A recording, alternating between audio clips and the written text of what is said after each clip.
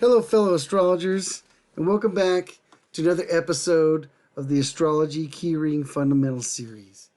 In this episode, D12, we're going to talk about the North Node, the path of destiny. So we're going to get into a little bit about what the North Node means in astrology. Then we're going to come over here and talk a little bit about the actual chart details, and we'll touch on this one little link because this is going to be one of the first pages we have almost no links on. We also have these links here. We'll mention about a little bit about how it's calculated and how it works. Then we'll go over here and talk a little bit about how it can work on the actual key ring, where you may see it and how it may show up. There are no actual ruling sign, corresponding house, or planetary dignities for this point of interest. A matter of fact, none of the point of interests should have these. This is something we talked about in the earlier series. But since we're kicking off the actual point of interest part of the planets, luminaries, and point of interest, you're going to find that there's some things that are quite a bit different about how these work, and we'll talk on that. And once we come back, we'll come back and talk about the key words. So let's come over here and read the paragraph and see what it has to say. The lunar nodes are not physical bodies, but sensitive points that mark the intersection of the moon's orbit with the path of the sun, the ecliptic. The north node represents your soul's evolutionary direction, the qualities, experience, and life lessons you are meant to grow into. Opposite is the south node, which reflects your comfort zone, past patterns, and karmic residue from previous lifetimes or earlier in life. While the south node can offer gifts and familiarity, over-reliance on it can lead to stagnation. The north node, though comfortable at first, is where growth and purpose are found. Together, the nodes point to your soul's journey and how to balance your past with your potential. So, in a nutshell, a lot of what the lunar nodes is trying to teach you is that there is one straight line. You'll always find that these two things will be directly opposite to each other. Your north node and south node will always be the exact same degree, minute, and second from each other, but be in the exact polar opposite sign from each other. So they'll always be right on point, just like from here to here. If you had an Aquarius north node, it will be directly in Leo if you have a south node. And the north node is telling you the path, your karmic path of where you're supposed to be headed. Planets and luminaries that are actually making close conjunct aspects. Now, particularly conjunct more than anything else. Sometimes the other aspects off the side as they're transiting have effects. But in birth charts especially, when you talk about right at the conjunction, which will be within a few degrees of those 2 points, will tell how these planets are being flavored by part of your past or part of your future, depending on if it's a north node or a south node. And they could be other direction. The north node could be down here, and your south node could be up here. It rotates all around the chart, and it's constantly changing because it's based off the actual nodes of the poles on the moon itself.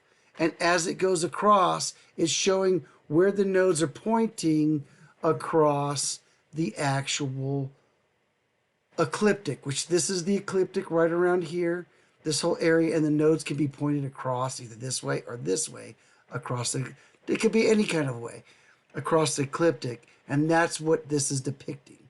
So when you have conjuncts typically in your birth chart, it has a lot more weight on what those are, and those certain things may be aspects that you're either having to work on or things you may have to be maybe clinging on to that you may have to overcome. So let's see what these chart details have to say.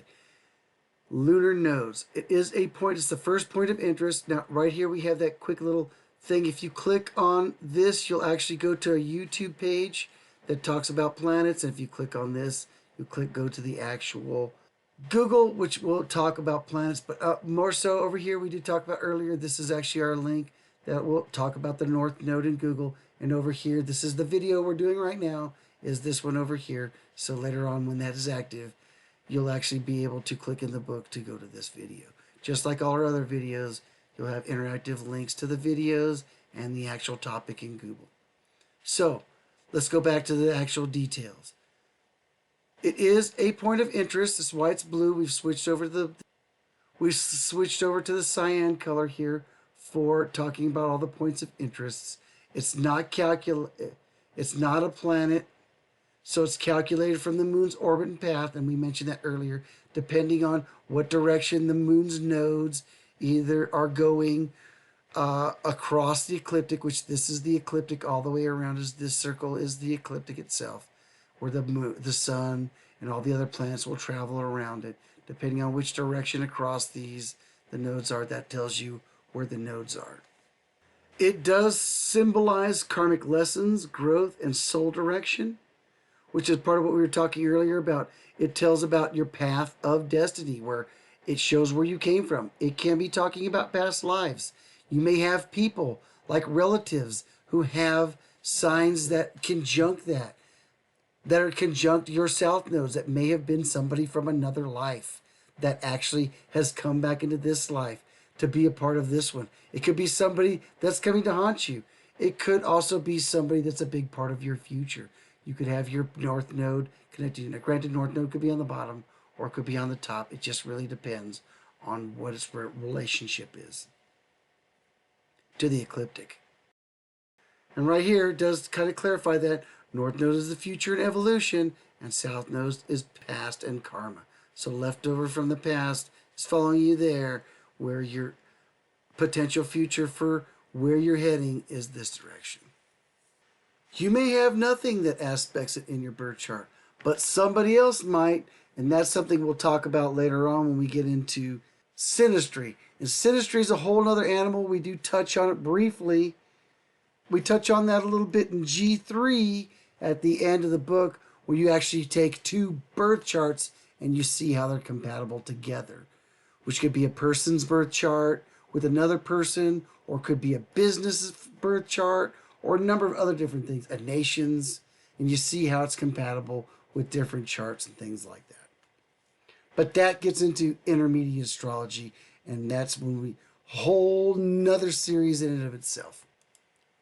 So last but not least, this POA has no ruling sign, corresponding house, or planetary dignity, like we had mentioned. So one thing you'll find about them, they all have their own little special traits, but this is no longer part of them. But we'll get into that later on. Now, we always have keywords for any of our houses, planets, and signs. We want to talk about their positive traits, their negative traits, and their general traits to give you a good balance of what's there.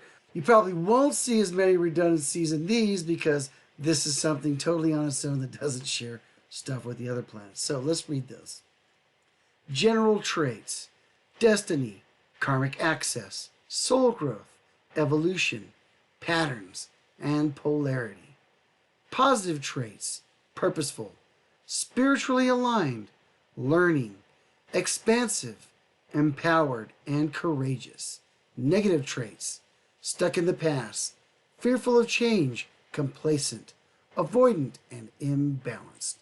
So that is an excellent, excellent descriptor. Both the north and south node, in a lot of situations, it's really one side gets one of the positive ones, and the other side can get some of the negative traits. So this is one of those weird examples.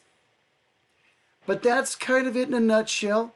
Stay tuned for the next video, D13, where we talk about the part of fortune and how that's an interesting little calculation and how that affects you in the next piece of the points of interest in the planets.